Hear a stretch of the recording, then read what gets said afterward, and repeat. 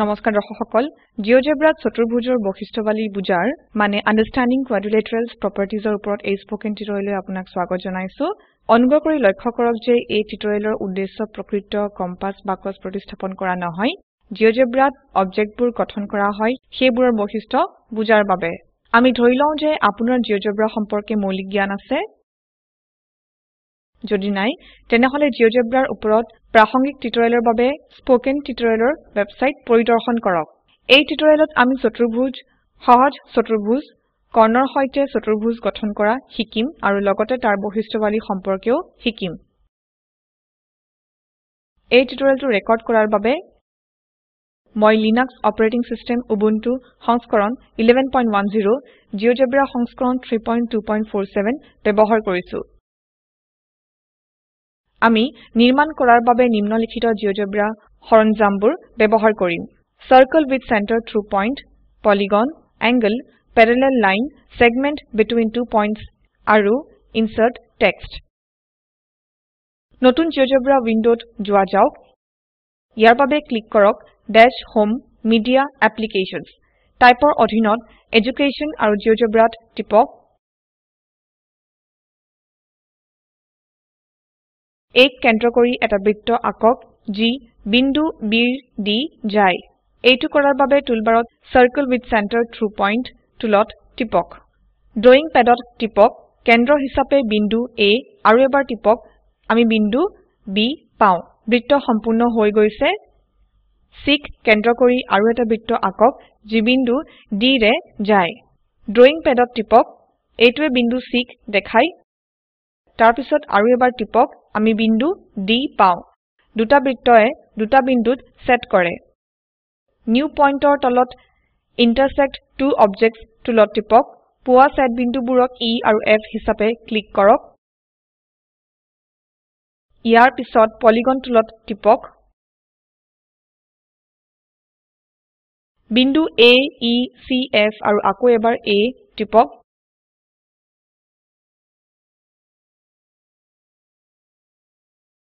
ইয়াত এটা চতুৰ্ভুজ তৈয়াৰ হৈ গৈছে আমি এলজেব্ৰা ভিউৰ পৰা দেখিব পাৰো যে সন্নিহিত বাহুবোৰ সমান আপুনি কি জানেনে কিয় আপুনি কি এই চতুৰ্ভুজৰ নাম সন্ধান কৰিব পাৰিবনে এতিয়া ফাইলটো সংৰক্ষণ কৰো ফাইল সেভ এজ টিপক আমি ফাইলৰ নাম চিম্পল কোয়াড্ৰিলেটাৰেল লিখিম আৰু সেভ টিপক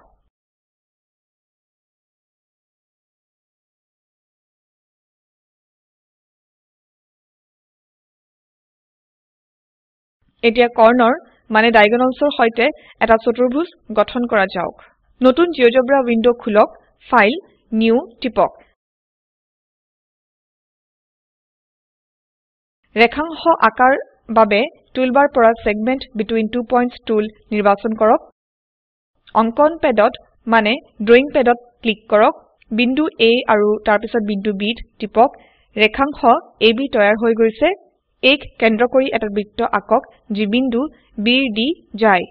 এইটো কৰাৰ বাবে circle with center through point টুলৰ ওপৰত টিপক কেন্দ্ৰ হিচাপে বিন্দু A আৰু তাৰ পিছত বিন্দু B টিপক টুলবাৰ পৰা নিউ পইণ্ট টুল নিৰ্বাচন কৰক পৰিসীমা হিচাপে বিন্দু C টিপক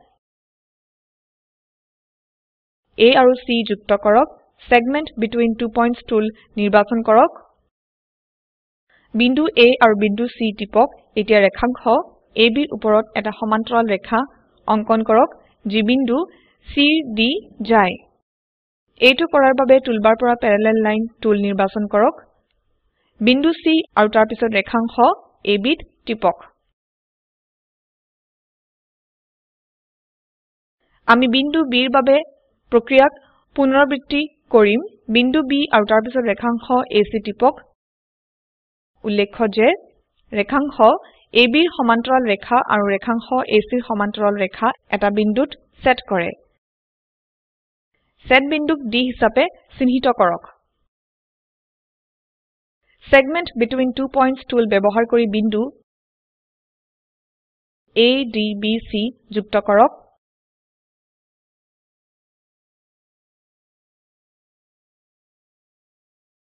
আমি দেখিব পাৰো যে কৰ্ণ AD আৰু BC ৰ সৈতে চতুৰ্ভুজ ABCD তৈয়াৰ হৈ গৈছে কৰ্ণ দুটা এটা বিন্দুত সেট কৰে সেট বিন্দুক E হিচাপে চিহ্নিত কৰক ডিসটেন্স টুল ব্যৱহাৰ কৰি প্ৰশিক্ষণ কৰক যে কৰ্ণবোৰে ইটো সিটোক দুভাগত ভাগ কৰে নে নকৰে এংগেল টুলৰ অধীনত ডিসটেন্স অৰ লেংথ টুলৰ ওপৰত টিপক বিন্দু AEE DCEE B ৰ ওপৰত টিপক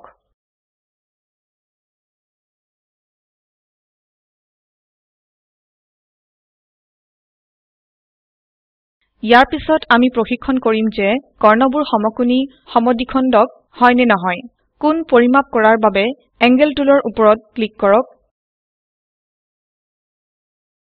বিন্দু AEC CED ৰ ওপৰত টিপক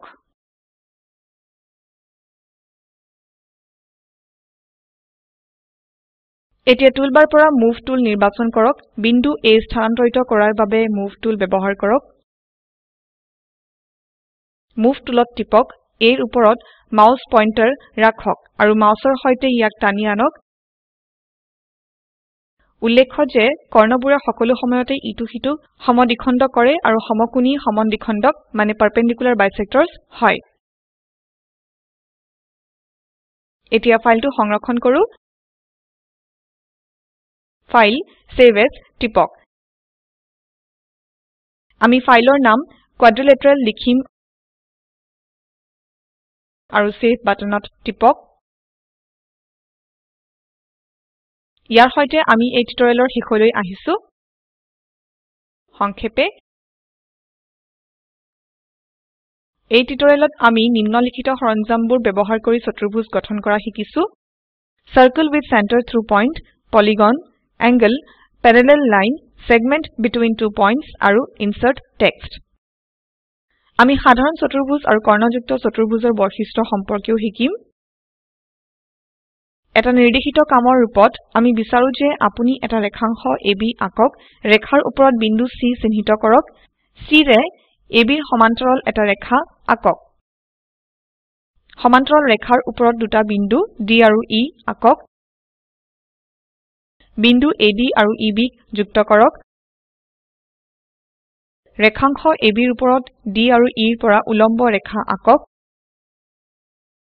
AB ৰ ওপৰত উলম্ব ৰেখাৰ বিন্দু F আৰু G চিহ্নিত কৰক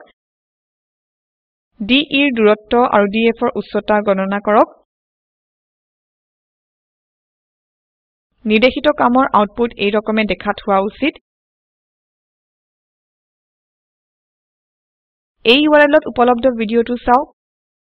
এইটোৱে স্পোকেন টিউটৰিয়েল প্ৰকল্প সাৰাংশ বিৱৰণ কৰে যদি আপোনাৰ ওচৰত ভাল বেণ্ডৱিডথ নাথাকে তেনেহলে আপুনি এইটোক ডাউনলোড কৰিও চাব পাৰে স্পোকেন টিউটৰিয়েল প্ৰকল্প দলে স্পোকেন টিউটৰিয়েল ব্যৱহাৰ কৰি কৰ্মশালাও আয়োজন কৰে যোনে অনলাইন পৰীক্ষা পাছ কৰে তেখেতলোকক চাৰ্টিফিকেটো দিয়া হয় আৰু বিস্তাৰিত জনাৰ বাবে contact@spoken-tutorial.org লিখক স্পোকেন টিউটৰিয়েল প্ৰকল্প টক টু এ টিচাৰ প্ৰকল্পৰ অংশবিশেষ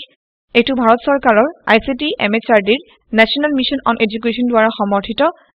আপুনি এই সম্বন্ধে আৰু তথ্য এই ৱেবছাইটত দেখিব পাৰিব এই পাঠটি অনামিকা মেধিৰ দ্বাৰা অনুবাদ কৰা হৈছে IIT বম্বেৰ পৰা মই মৌচুমী মেধি এতিয়া আপোনাৰ পৰা বিদায় লৈছো যোগদানৰ বাবে ধন্যবাদ